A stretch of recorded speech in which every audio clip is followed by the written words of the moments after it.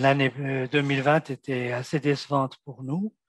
Nous aurions aimé rattraper 10% des pertes de l'année précédente, où on avait perdu 24%.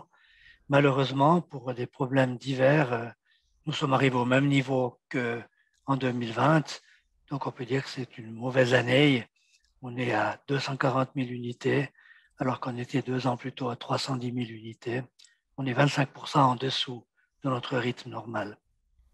Alors, on a, je dirais, trois gros problèmes. Le premier, c'est le manque de disponibilité des voitures à cause du manque de microchips qui nous affecte toujours. Le deuxième problème qui s'est ajouté à celui-ci est de même nature.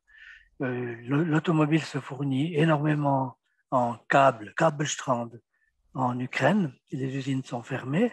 Donc, beaucoup de marques européennes n'arrivent plus à monter des voitures parce qu'il leur manque les câbleries.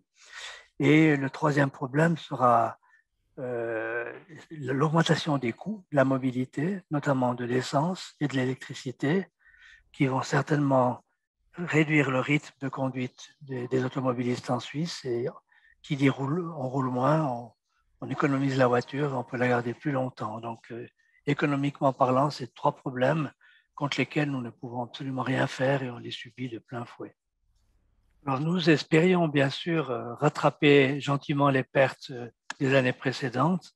L'année avait relativement bien commencé jusqu'au problème de l'Ukraine et maintenant nous sommes en dessous de l'année 2021. Donc on s'éloigne de notre objectif et ça va devenir vraiment un problème pour les garagistes, d'autant plus que en parallèle à la problématique de livraison des voitures, il nous manque des voitures d'occasion aussi. Les clients n'ayant pas la possibilité d'acheter du neuf achètent des occasions. Donc, les garages vont faire face à des problèmes de rentabilité importants si l'année continue comme ça. Voilà, ça c'est la difficulté du marché pour 2022. Personne ne sait quand ça va se redresser, c'est impossible à prédire.